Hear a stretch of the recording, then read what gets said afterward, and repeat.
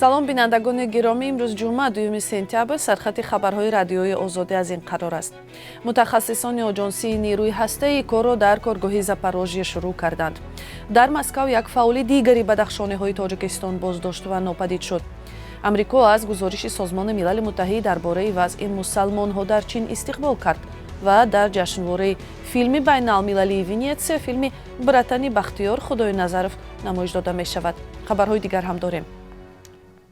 раиси оҷонсии байналмилалии нерӯи ҳастаӣ вобаста ба Созмони Милали Муттаҳид гуфт, ки мутахассисони ин ниҳод то чанд рӯз дар корхонаи атомии Запорожье мемонанд. Рафаэл Гросси, ки дар садри ҳайати коршиносон рӯзи 1 сентябр аз ин коргоҳ дидан кард, дар як изҳороти видеояш гуфт, ки ҷаҳон бояд бидонад, ки оҷонсии нерӯи ҳастаӣ дар Запорожье мемонад. корхонаи атомии Запорожье, ки дар шаҳри украинии Энергодар ҷойгир аст, зери назорати нерӯҳои русӣ қарор дорад. Ба иттилои ширкати Энергоатом 5 корманди ин оҷонсӣ дар дохили корхона мемонанд. ҳайати оҷонс дирӯз бо сабаби идомаи тирандозиҳо дар маҳалли атрофи корхона бо таъхир вориди корхона шуданд. Гросси гуфт, ки кори онҳо то 3 сентябр идома хоҳад кард. дар Москав як фаъоли дигари мадании вилояти Мухтори Кӯҳистони Бадахшон боздошт шудааст ва макони буду бошаш маълум нест. Маҳмадбек Атобеков, сокини ноҳияи Мурғоб, дирӯз 1 сентябр аз тарафи маъмурони полиси Москав дар хонааш боздошт шудааст. наздиконаш аз эҳтимоли истирдоди ӯ ба Тоҷикистон мегӯянд. Полиси Москав дар ин бора хабаре нашр накардааст, аммо ба гуфтаи ҳамсӯҳбатони радиои Озодӣ, намояндагони полис ҳамроҳ бо 2 тан аз кормандони Вазорати корҳои дохилии Тоҷикистон ба хонае, ки Маҳмадбек Атобеков дар он зиндагӣ мекард, омада ӯ ва дигар зодаи Тоҷикистон Мансур Дилдорбековро бо худ бурданд. баъди чанд соат Мансур Дилдорбеков озод шуд, вале тақдири Маҳмадбек Атобеков то ҳанӯз норӯшан аст. ба иттилои пойгоҳи Памир Дейли Ньюс, соли ҷорӣ беш аз 20 нафар бадахшониҳои сокини Русия аввал ба таври мармӯз нопадид ва баъдан ба Тоҷикистон истирдод шуданд. мақомоти ин нафаронро дар робита бо эътирозҳои мардум дар Бадахшон, ки чанд моҳ идома дошт, боздошт мекунанд. таъқибу саркӯби мунаққидони ҳукумат дар робита бо ҳодисаҳои Бадахшон маҳкумияти созмонҳои ҳомии ҳуқуқи инсонро ба бор овардааст. соли 2023 дар Тоҷикистон ва дигар ҷумҳуриҳои муштаракулманофеъ соли забони русия эълон шудааст ва дар ин бора дар ҷараёни видеоконфронсии дирӯзаи президентони Тоҷикистону Русия ба муносибати ифтитоҳи 5 мактаби миёнаи раванди таҳсилашон ба забони русӣ ёдоварӣ шуд. зимни суханронӣ дар канори Владимир Путин Эмомалӣ Раҳмон гуфт, 2 сол пеш дар ҷаласаи шӯрои сарони давлатҳои Иттиҳоди давлатҳои мустақил тасмим шуд, ки соли 2023 соли забони русӣ эълон шавад ва дар ин замина барномаву тадбирҳои иловагӣ вобаста ба инкишофи забони русӣ дар ин қаламрав андешида хоҳад шуд.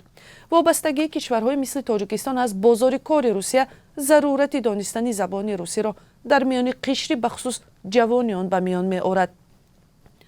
ҳамзамон шумори онҳое рӯ ба афзоиш аст, ки ба омӯзиши забонҳои англисӣ ва арабӣ бартарӣ медиҳанд. тафсилоти ин хабар дар сайти радиои Озодӣ ҷой дода шудааст. дар барномаи ахбори Озодӣ имрӯз дар бораи бардошта шудани китобҳои динӣ аз дуконҳои назди масҷидҳои шаҳри Душанбе гузориш медиҳем, ки инак чанд муддат аст мушоҳида мешавад. ин барнома соати 4 ба вақти Душанбе тақдим мешавад ва ҳоло таваҷҷӯҳ кунед ба як огаҳӣ. бинандаи гиромӣ, соати пахши барномаҳои телевизионии радиои Озодӣ аз рӯзи 1 октябр тағйир меёбад. аз он рӯз ба баъд барномаи сархати рӯйдодҳо соати 16 ба вақти Душанбе ва соати 14 ба вақти Москав оғоз меёбад. лутфан ёддошт кунед ва ба дӯстонатон ҳам бирасонеду бо радиои Озодӣ бимонед.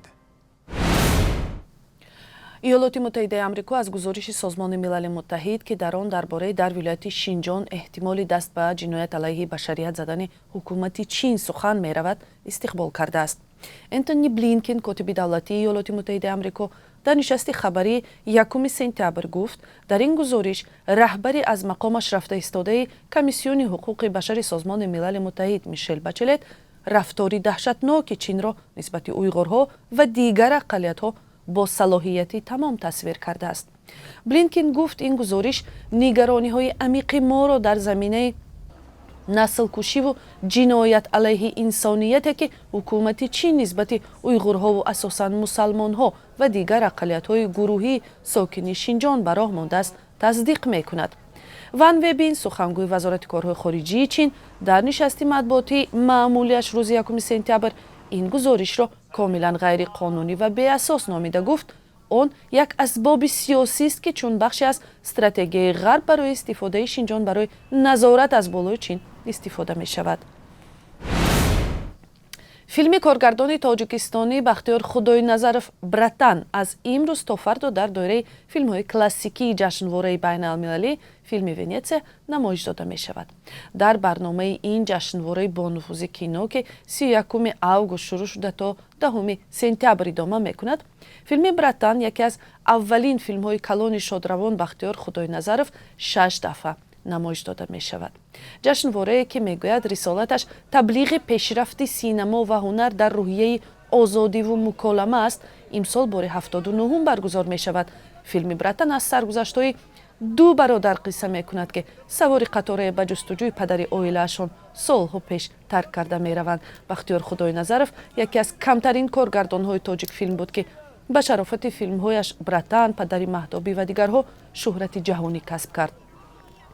Худойназаров соли 2015 дар синни 49 солагӣ бар асари бемории саратон даргузашт. ва дар поёни барнома қурби асъор барои рӯзи 2 сентябр Бонки Миллии Тоҷикистон 1000 рубли русиро ҳамоно 166 сомонӣ, $1 амрикоиро 10 сомонию 24 дирам ва 1 евроро ба 10 сомонию 25 дирам муқаррар кардааст. ин қурби расмӣ аст ва эҳтимолан дар бонкҳои тиҷоратӣ қурб каме фарқ кунад.